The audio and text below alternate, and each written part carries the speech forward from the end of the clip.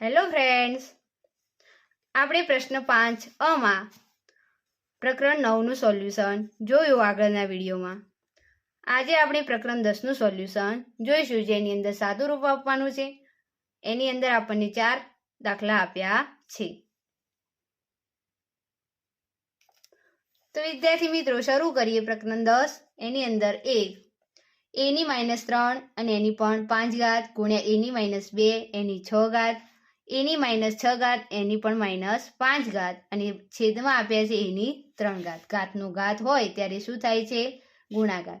તો એની 5 તરી 15 minus plus minus 6 દુ 12 માઇનસ પ્લસ માઇનસ અને 6 પચું 30 માઇનસ માઇનસ પ્લસ. છેદમાં આવશે એની 3 ઘાત.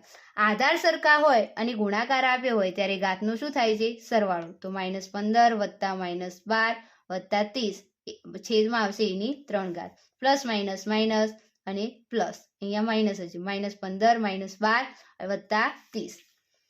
-15 -12 સંખ્યાનો સરવાળો થશે, નિશાની આવશે મોટી સંખ્યાની એટલે કે માઇનસ. તો 15 ને 12 27 થાય છે અને વત્તા 30. એક નિશાની માઇનસ ને એક પ્લસ હોય તો હંમેશા બાદબાકી જ થાય. મોટી સંખ્યાની નિશાની મૂકવાની. 30 માંથી 27 જાય એટલે 3 રહે. છેદમાં તો એની 3 હતી, બરોબર, તે એ મૂક્યા. 3 માંથી 3 જાય એટલે શું થશે? એની 0 ઘાત. કોઈ પણની 0 ઘાત એટલે જવાબ શું આવે? 1. 2 એની 6 એની 3 ઘાત એની 2 એની 8 ઘાત એની -3 એની 4 ઘાત છેદમાં એની 2 એની 5 ઘાત એની 5 અને એની 2 ઘાત. તો આગળ કર્યું તેમ સાદું રૂપ આપી દઈએ. 6 તરી 18 8 દુ 16 4 તરી 12 પણ કેવા? માઇનસ. 5 દુ 10 5 દુ 10. આધાર સરખા હોય અને ગુણાકાર કર્યો ત્યારે ઘાતનો સરવાળો થાય છે. 18 વત્તા 16 વત્તા -12 અને છેદમાં આવશે 10 વત્તા 10 એટલે 20. 18 ને 16 34 થાય. એમાં પ્લસ માઇનસ માઇનસ 12 બાદ કરીએ ત્યારે આપણને કેટલો મળે છે? 22. આધાર સરખા હોય અને ભાગાકાર કર્યો ત્યારે ઘાતની શું થાય છે? બાદબાકી. તો 22 માંથી 20 જાય એટલે કેટલા મળે? એની 2 ઘાત. 3 એની -7 ભાગ્યા એની 15 ભાગ્યા એની -6 એની 4 ઘાત અને છેદમાં એની 2 ઘાત. ભાગાકાર કયું હોય? આધાર સરખો હોય ત્યારે ઘાતની શું થશે? બાદબાકી. -7 -15 ભાગ્યા એની -6 ચોક 24 પણ કેવી? માઇનસ. છેદમાં આવશે એની 2 ઘાત. 15 ને 7 -22 અને આ બાજુ છે -24. અહીંયા ભાગાકાર જ આપ્યો છે અને અહીંયા છેદમાં એની 2 ઘાત.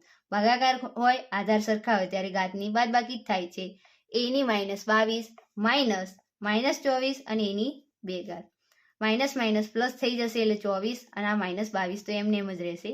24 માંથી 22 જાય એટલે 2 રહે. છેદમાં જે આપ્યા છે એમને એમ એની 2 ભાગ્યા એની 2 એટલે શું થશે?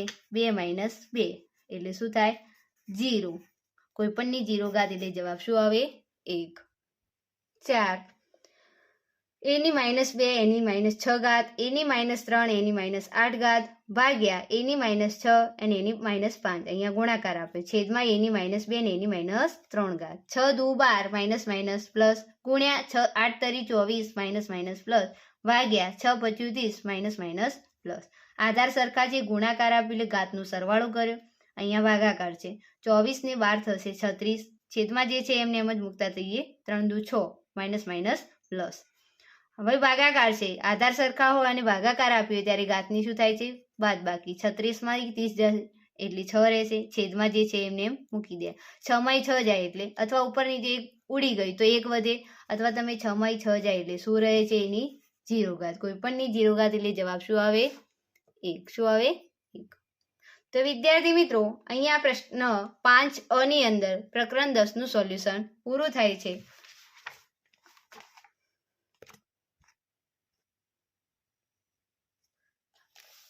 હવે નેક્સ્ટ વિડીયોની અંદર પ્રકરણ 11ના સોલ્યુશન સાથે મળીશું.